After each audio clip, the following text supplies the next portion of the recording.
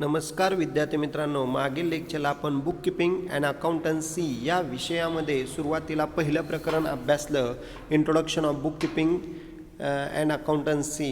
त्यानंतर दुसरं प्रकरण अभ्यासलं, meaning and fundamental of double entry system. त्यामध्ये लुको पॅसिओ यांनी 1494मध्ये डबल एंट्रीचा शोध लावला आणि या ठिकाणी त्यानुसारच आपण अकाउंटच्या एंट्रीज डेबिट आणि क्रेडिटनुसार करत आहोत. त्यामध्ये personal account, real account, nominal account त्यांचे रूल्स अभ्यासले. त्याचबरोबर बिझनेसच्या असेट कोणत्या, लॅबिलिटी कोणत्या हे अभ्यासलं. त्यानंतर पहिल्या आणि दुसऱ्या टॉपिकचं ऑब्जेक्टिव्ह महत्त्वाचा आपण अभ्यासलं. त्याची सर्व विद्यार्थ्यांनी तयारी करायची आहे ऑब्जेक्टिव्हची. त्यामध्ये मल्टिपल चॉईस क्वेश्चन असतील, त्याची तयारी पूर्ण करायची आहे. त्याचबरोबर ट्रू फॉल्स, त्यानंतर वन वर्ड आणि एक्झरसाइजचे काय प्रॉब्लेम असतील तर ते टेक्स्टबुकमधनं पूर्ण तयारी करायची आहे. आता आपण मागील लेक्चरला जर्नल हे तिसरं प्रकरण सुरू केलेलं आहे. त्यामध्ये सुरुवातीला वेगवेगळे डॉक्युमेंट, त्यामध्ये जर्नल व्हाउचर, त्यानंतर कॅश मेमो आणि रिसिप्ट पावती यांचे व्हाउचर्स हे अभ्यासलेले आहेत. आज आपल्याला त्याच्याच पुढचा भाग या ठिकाणी जर्नल एंट्रीमधला बघायचा आहे. मागील लेक्चरला आपण चेकपर्यंत आलो होतो की चेकबुक बँक प्रोव्हाइड करते अकाउंट होल्डरला. त्यामध्ये करंट अकाउंट आणि सेविंग अकाउंटला चेकबुक बँक देत असते. त्या पद्धतीने अकाउंट होल्डर चेकबुकचा वापर करत असतो. चला तर मग आता आपण या ठिकाणी पुढं या टॉपिकमधला नेक्स्ट पॉईंट अभ्यासणार आहोत. बघा या ठिकाणी डेफिनेशन ऑफ चेक, चेकची व्याख्या बघा, लक्षात घ्या. A cheque is a written unconditional order signed by the account holder directing a specific banker to pay in demand certain sum of money only to a person named there in order to the bearer. म्हणजे थोडक्यात लक्षात घ्या, check ही लेखी स्वरूपाची unconditional order आहे की ज्यावरती account होल्डरची सही असते आणि ज्या व्यक्तीला आपण चेक दिलेला आहे ती व्यक्ती तो चेक घेऊन बँकेत जाते आणि आपण बँकेला ऑर्डर देतो की आमच्या खात्यातले पैसे या ज्या व्यक्तीचं नाव त्या चेकवरती आहे त्याला द्या, त्याला म्हणायचं चेक. आता त्यामध्ये चेकमध्ये सुद्धा there are parties to a cheque. चेकमध्ये सुद्धा 3 पार्टीज आहेत, 3 व्यक्ती आहेत, लक्षात घ्या. पहिली व्यक्ती लक्षात घ्या या ठिकाणी द ड्रॉवर. ड्रॉवर म्हणजे या ठिकाणी जो चेक काढतो मालक असतो, अकाउंट होल्डर असतो main. The person who draws म्हणजे a cheque is called as drawer. जो चेक बनवतो, काढतो, लिहितो त्याला म्हणायचं ड्रॉवर, जो या ठिकाणी चेक देत असतो तो. नंतर ड्रॉवी कोण आहे बघा, the bank on whom the cheque is drawn is called a drawee. The drawee is always the bank. म्हणजे या ठिकाणी ड्रॉवी ही बँक असते, पैसे देणारी व्यक्ती म्हणजे drawee.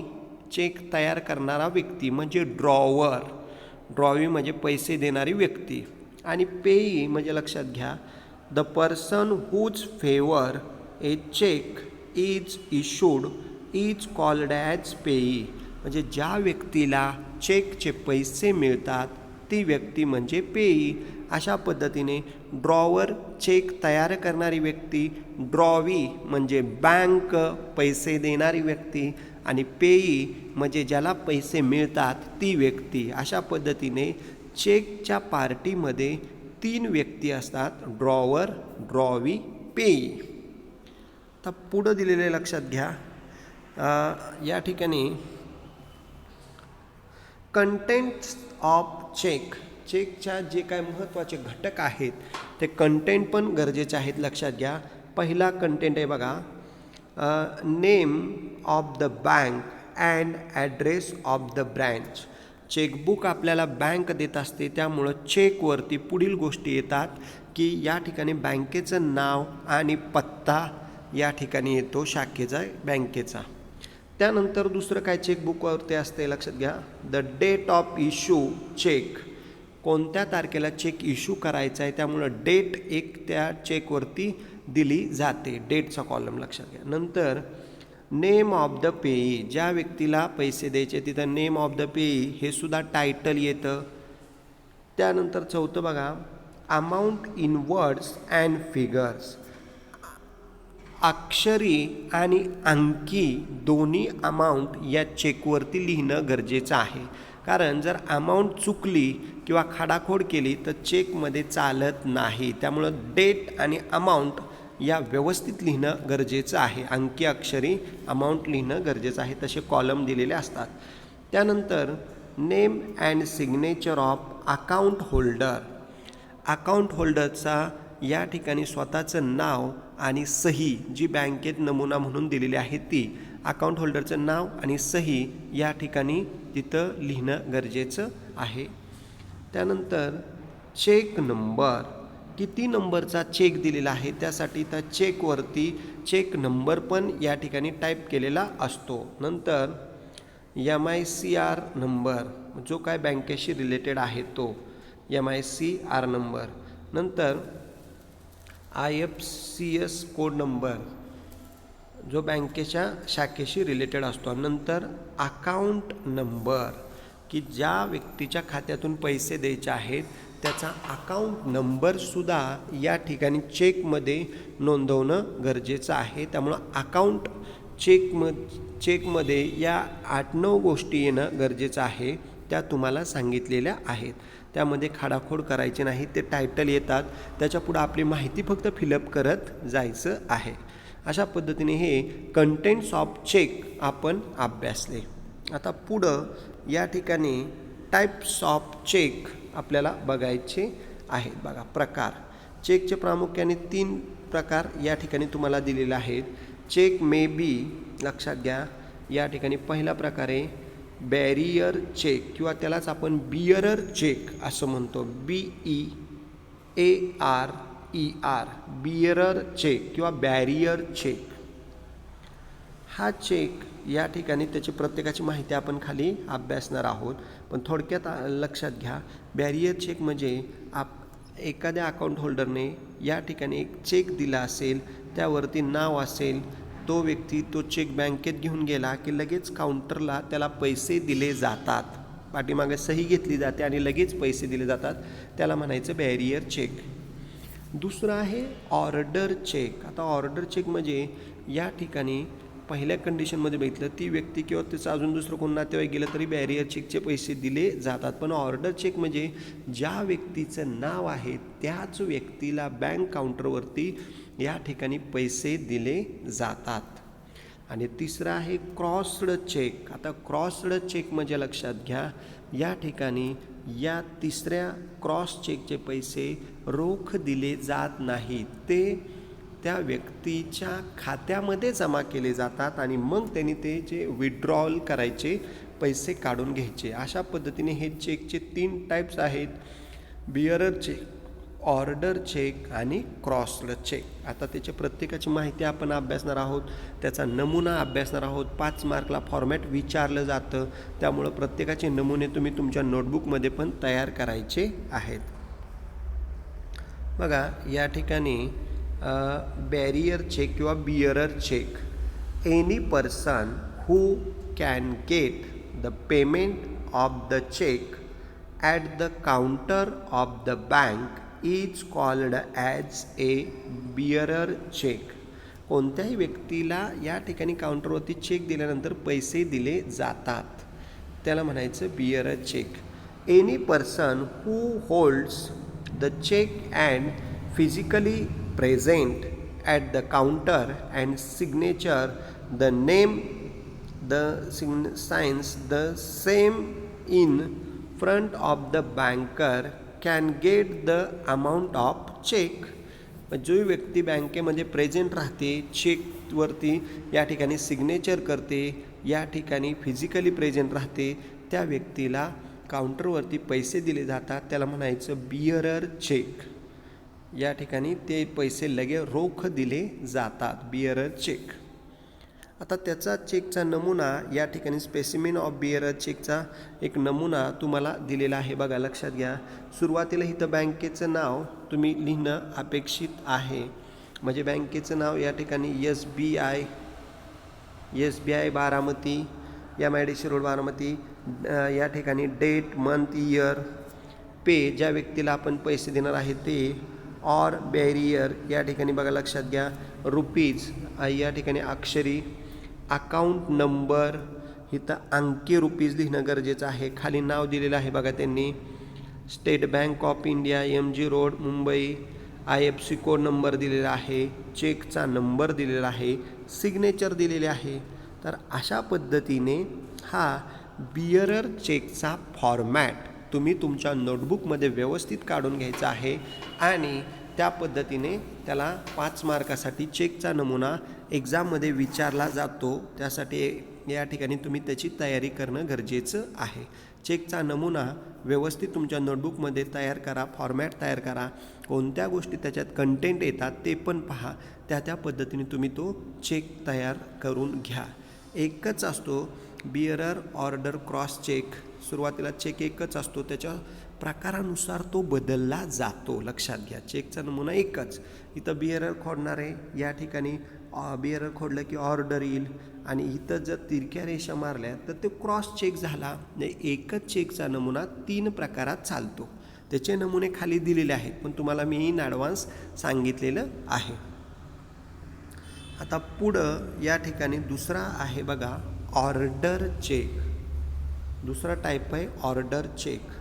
Wien a cheque is drawn payable to a specific person or order is called as an order cheque. ज्या व्यक्तीचं नाव आहे स्पेसिफिक व्यक्तीचं चेकवरती, त्याच व्यक्तीला ते पैसे दिले जातात. The payment of order check is made by the bank to the person name mentioned there or to any other person ordered by him when the order barrier is struck off, म्हणजे खोडून टाकणे barrier होती. It becomes an order cheque. म्हणजे bearer या शब्दावरती एक छोटीशी stick करणं, या पद्धतीने खोडणं, म्हणजे तो ऑर्डरमध्ये रूपांतर होतं. त्याचं लक्षात घ्या. तर खाली आपल्याला त्याचा नमुना दिलेला आहे. ऑर्डर चेक म्हणजे ज्या व्यक्तीचं नाव आहे आणि बिअरर शब्द खोडला आहे त्याच व्यक्तीचा पुरावा म्हणजे आधार कार्ड, लायसन, पॅन कार्ड बघून त्याच व्यक्तीला पैसे दिले जातात. तो चेकचा प्रकार झाला ऑर्डर चेक. तर बघा, ऑर्डर चेकचा सुद्धा या ठिकाणी आपल्याला नमुना त्यांनी दिलेला आहे. सुरुवातीला बघा डेट, मंथ, इयर दिलेलं आहे. पे ज्या व्यक्तीला पैसे द्यायचे आहेत ते, आणि इथं ऑर बिअरर आहे त्याच्यावर रेष मारा म्हणजे तो झाला ऑर्डर चेक. रुपीज इथं अक्षरी, इथं अंकी लिहायचं आहे. त्यानंतर अकाउंट नंबर आपला जो काय आहे तो 14-15 अंकी आहे. तो कोणत्या बँकेचं चेक आहे इथं बघा दिलेलं आहे, state bank of India, MG road Mumbai, IFSC code number दिलेला आहे.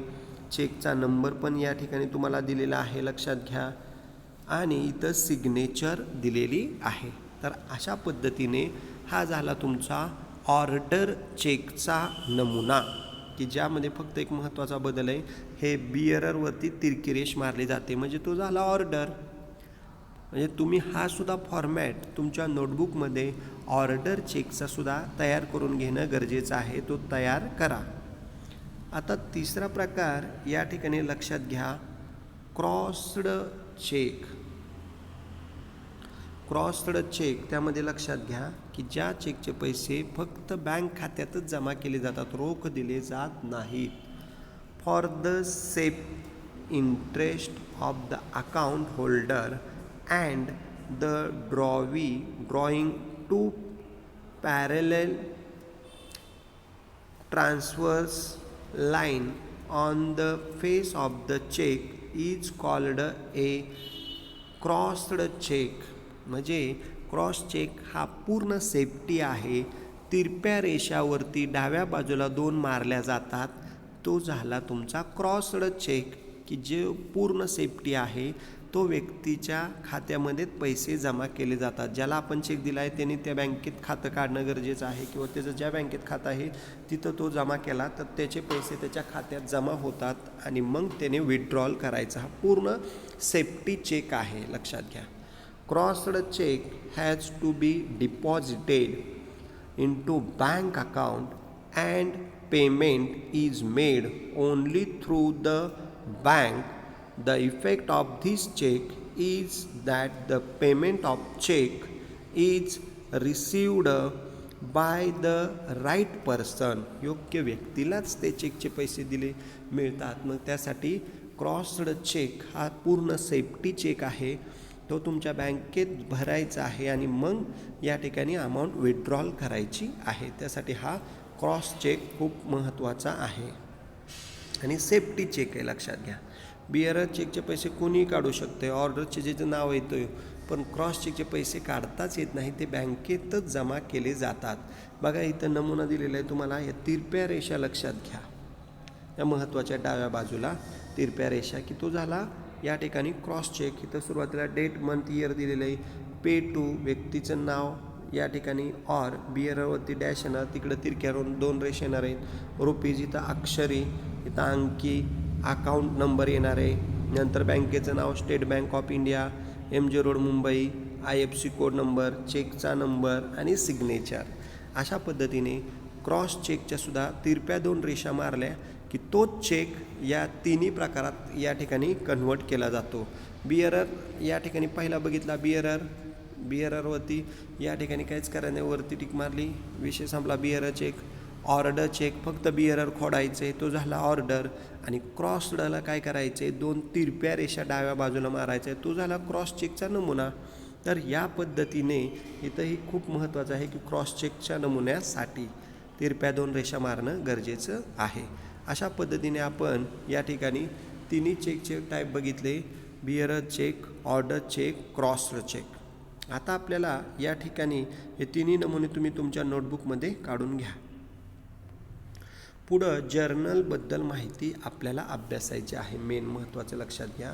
Meaning, comma definition, importance and utility of journal. जर्नलबद्दल माहिती या ठिकाणी अभ्यासायची आहे, लक्षात घ्या. इंट्रोडक्शन, प्रास्ताविक बघा सुरुवातीला. Everyday businessman performs large number of transaction. These transactions cannot be remembered at a glance. Therefore, these transactions must be recorded in different types of books. He keep different account record. The number of book depend upon the size and nature of the business and value of transaction, but important books of account which must be maintained by every business are journal and ledger. Journal is a book employed to classify or sort out. म्हणजे लक्षात घ्या, या ठिकाणी खूप मोठ्या प्रमाणात एका वर्षामध्ये 365 दिवसामध्ये खूप मोठ्या प्रमाणात आपण ट्रान्झॅक्शन करतो, व्यवहार करतो. ते ट्रान्झॅक्शन लक्षात ठेवणं अवघड आहे, त्यासाठी ते रेकॉर्ड करायचे. मग रेकॉर्ड करत असताना वेगवेगळे पुस्तकं मेंटेन करणं पण गरजेचं आहे. त्यासाठी सुरुवातीला जे काय ट्रान्झॅक्शन होतील ते पहिल्यांदा जर्नल एंट्री त्याची करणं गरजेचं आहे. जर्नल बुकमध्ये त्याची पहिल्यांदा नोंद करायची, मग त्याचं लेजर अकाउंट करायचं आणि मग पुढचे बुक्स आपले तयार होतात. लक्षात घ्या, फायनल अकाउंट तयार होतं. त्यासाठी सुरुवातीला पहिली स्टेज आहे तुमची जर्नल. माल खरेदी केला, विकला, जर्नल एंट्री करणं गरजेचे आहे. असेट खरेदी केली, लॅबिलिटी पेड केली, जर्नल एंट्री करणं गरजेचं आहे. इन्कम झाला, जर्नल एंट्री. एक्सपेंडिचर केला, जर्नल एंट्री. तर सुरुवातीला तुम्ही जर्नल एंट्री करणं गरजेचं आहे. जर्नल एंट्री होती पहिल्यांदा रेकॉर्डिंग करायचं आहे प्रत्येक ट्रान्झॅक्शनचं आणि तो सॉर्ट आउट करायचा आहे. लक्षात घ्या. पुढं या ठिकाणी लक्षात घ्या, आता जर्नलचं मिनिंग आपल्याला बघायचं आहे. लक्षात घ्या, the word journal is derived from the French word jour. म्हणजे जर्नल हा फ्रेंच वर्ड जारपासून तयार झालेला आहे. Which means a day book. लक्षात घ्या, डे म्हणजे जार म्हणजे रोजचा, दैनंदिन, पर डे, प्रत्येक दिवसाचा. देअरफॉर जर्नल मीन्स ए डेली रेकॉर्ड. रोजच्या रोज एंट्री केली जाते, त्याला या ठिकाणी जर्नल म्हणतो आपण. लक्षात घ्या, a journal contains a daily record of business transaction and hence it has been named so as soon as a transaction take place its debit and credit aspect. म्हणजे जर्नल म्हणजे लक्षात घ्या डे बुक किंवा daily record, त्याला आपण journal असं म्हणू शकतो म्हणतात. बिझनेसमध्ये रोजचे जे काय ट्रान्झॅक्शन होतात ते डेली ट्रान्झॅक्शन रेकॉर्ड करण्याचं काम आपण जर्नल एंट्रीत करत असतो.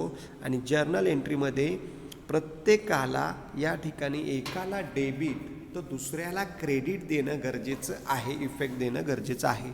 त्यासाठी जर्नलमध्ये डेबिट आणि क्रेडिट हे दोन्ही इफेक्ट दिले जातात आणि त्या पद्धतीने त्याची एंट्री आपण करत असतो. त्यासाठी पर्सनल अकाउंट व्यक्तींची खाती, रिअल अकाउंट वस्तूंची खाती, नॉमिनल अकाउंट सेवा सुविधांची खाती, त्यामध्ये डेबिट आणि क्रेडिटचे गोल्डन रूल्स आपण अभ्यासले. एकाला डेबिट द्या तर तेवढ्याच किमतीचं दुसऱ्याला क्रेडिट द्या. हे जर्नल एंट्रीमध्ये आपल्याला वापरायचं आहे. जर्नल एंट्रीमध्ये तशा एंट्रीज करायच्या आहेत. त्यानंतर बघा आता डेफिनेशन, व्याख्या जर्नलची दिलेली आहे, त्यांनी लक्षात घ्या. एल.सी. क्रॉपर या ऑथरची व्याख्या बघा. A journal is a book employed to classify or sort out transaction in a form convenient for their subsequent entry in the ledger. म्हणजे जर्नल लक्षात घ्या एक बुक आहे. जर्नल हे एक बुक आहे जे व्यवहाराचं क्लासिफिकेशन करतं किंवा व्यवहाराचं सॉर्ट आऊट करतं आणि ते कन्व्हिनियंट करत असताना एकाला डेबिट तर दुसऱ्याला क्रेडिट वर्गीकरण करत असतं जर्नल म्हणजे. आणि journal it is a day book, daily book. रोजच्या रोज होणारे व्यवहार हे जर्नलमध्ये आपण रेकॉर्ड करत असतो की ज्यामध्ये व्यवहाराचं क्लासिफिकेशन केलं जातं, सॉर्ट आऊट केला जातो. पुढं बघा दिलेलं आहे according to a dictionary for the accountant written by Eric Kohler. A journal is the book of original entry or recorded transaction not provided for in specialized journal. म्हणजे journal हे original entry book आहे की ज्यामध्ये प्राथमिक entry आपण करत असतो. या ठिकाणी सुरुवातीला ट्रान्झॅक्शन झाला की जर्नल एंट्री करणं गरजेचं आहे. उदाहरणार्थ एका लक्षात घ्या, आज तुम्ही 2 व्हीलर गाडी परचेस केली 1 लाख रुपयाला. तर या ठिकाणी ट्रान्झॅक्शन झाला purchase 2 wheeler motor car for ₹1 lakh हा झाला ट्रान्झॅक्शन. मग त्यामध्ये एंट्री करत असताना आपण motor car account debit to cash account अशा पद्धतीने एंट्री करणार आहोत. किंवा बँकेत तुम्ही 5,000 रुपये भरले, कॅश डिपॉझिटेड इंटू बँक ₹5,000 त्याची एंट्री येणार आहे bank account debit to cash account. किंवा सॅलरी दिली या ठिकाणी 4,000 रुपये, एंट्री येणार आहे salary account debit to cash account. ही झाली जर्नल एंट्री. एकाला डेबिट तर दुसऱ्याला क्रेडिट, टू लिहिलं की क्रेडिट येतं आहे. हेच आपल्याला या जर्नल टॉपिकमध्ये बघायचं आहे, अभ्यासायचं आहे. पुढं दिलेलं आहे बघा आता स्पेसिमिन बघा. फॉर्मॅटमध्ये जर्नल एंट्री रेकॉर्ड करणं गरजेचं आहे. फॉर्मॅट रेग्युलर पर प्रो फॉर्मा of journal is given below. सुरुवातीला जर्नल ऑफ या ठिकाणी journal entries in the books of messrs काय असेल ते 31 मार्च किंवा काय त्या मंच आपण या ठिकाणी वर टाकू शकतो. पहिला कॉलम लक्षात घ्या. आता इथं कॉलम महत्त्वाचे आहेत. फॉर्मॅटमध्ये. पहिला कॉलम आहे डेट, की ज्यामध्ये तुम्ही डेट लिहू शकता. इयर, मंथ, डेट आपण या ठिकाणी डेटमध्ये रेकॉर्ड करतो, लक्षात घ्या. त्यानंतर पर्टिक्युलर म्हणजे तपशील, PARTICULARS. पर्टिक्युलर्स म्हणजे तपशील, जिथं व्यवहाराचा ट्रान्झॅक्शनचा तपशील आपण देत असतो. त्यामध्ये काय लक्षात घ्या, name of the account debit लिहिताना लक्षात घ्या, म्हणजे समजा बँक अकाउंट पुढं डेबिटचं लिहिताना DR लिहायचं, कॅपिटल DR म्हणजे डेबिट, लक्षात घ्या, हे DR म्हणजे डेबिट. आणि खाली बघा दिलेलं आहे to name of account credit लिहिताना CR लिहायचं नाही. बरेच मुलं CR लिहितात, ते चूक आहे. टू लिहिलं की क्रेडिट चालू झालं, लक्षात घ्या. हो का, इथं टू लिहिलेलं आहे, लक्षात घ्या. त्यामुळं डेबिट लिहायचं, पण क्रेडिट टू लिहिलं की चालू होतं, त्यामुळं हे टूने क्रेडिट चालू झालं, त्यामुळे परत क्रेडिट लिहायचं नाही.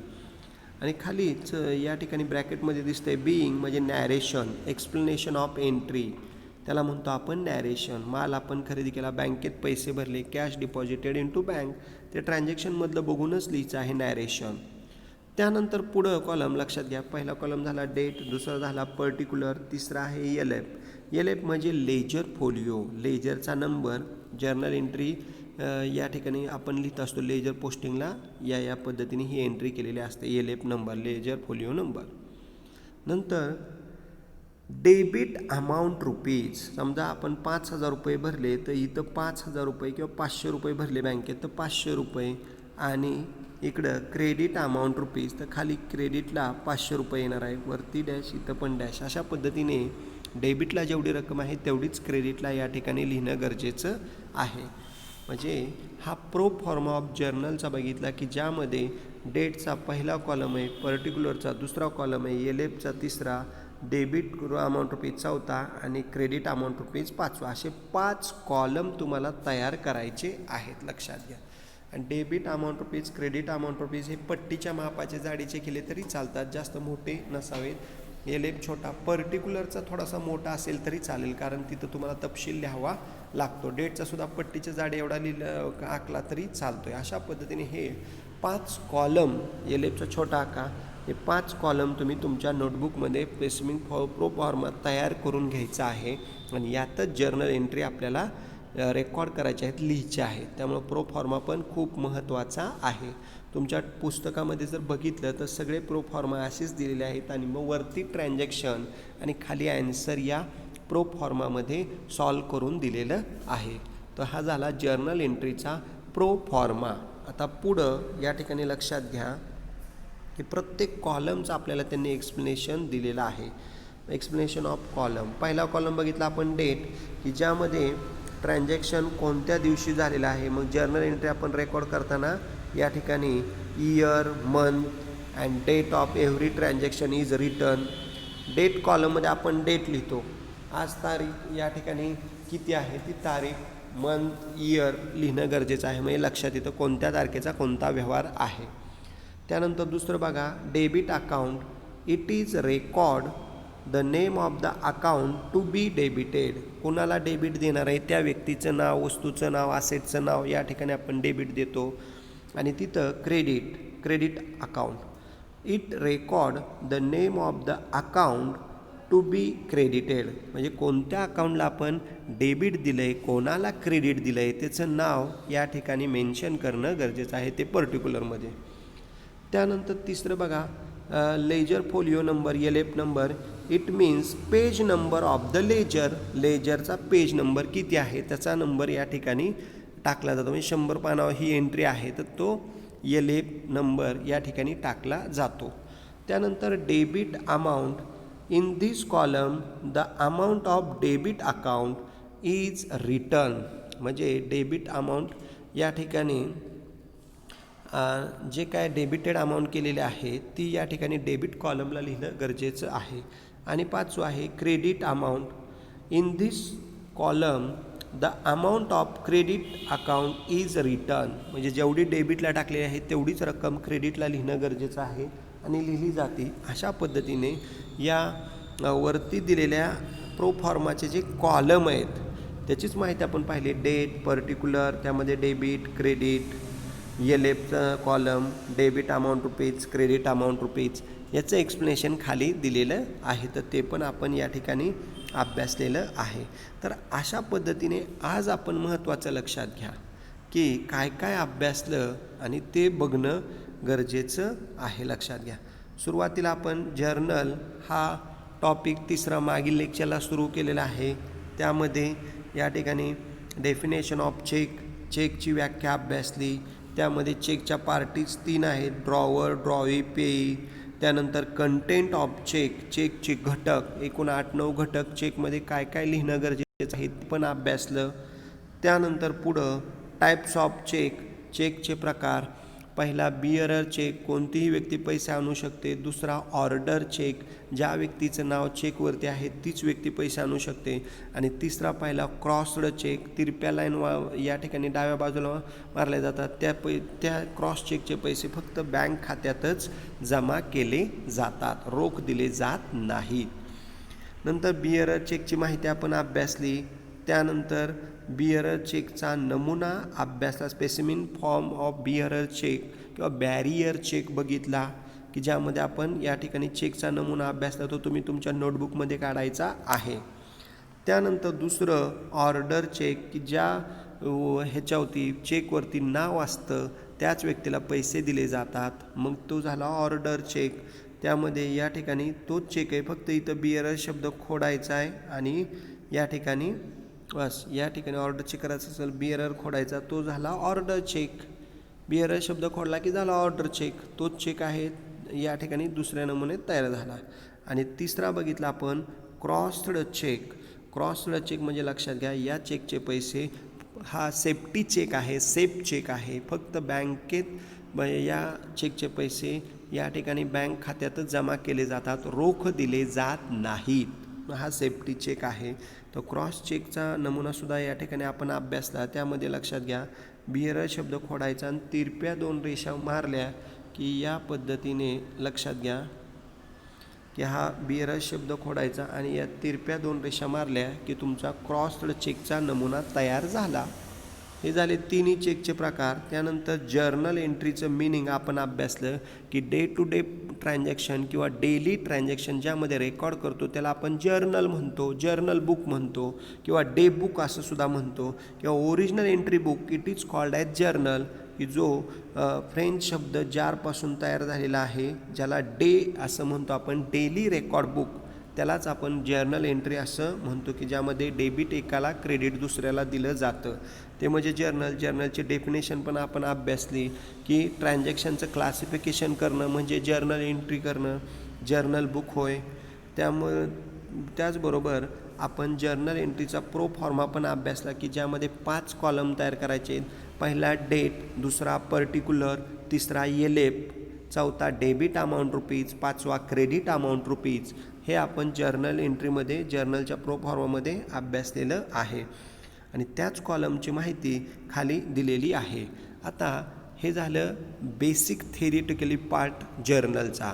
नेक्स्ट लेक्चरपासून आपण खऱ्या अर्थानं जर्नलचे प्रॉब्लेम अभ्यासणार आहोत, की जे तुम्हाला 10-12 मार्काला ट्रान्झॅक्शन देतात आणि त्याची जर्नल एंट्रीज तुम्हाला करायच्या आहेत. तर अशा पद्धतीने ही झाली जर्नलबद्दलची माहिती. जर तुम्हाला काही शंका असतील तर या ठिकाणी तुम्ही विचारा आणि झालेल्या सर्व नोट्स व्यवस्थित या ठिकाणी वाचा, लिहून काढा. शंका असतील तर परत विचारा. ठीक आहे, या ठिकाणी आपण थांबत आहोत. धन्यवाद.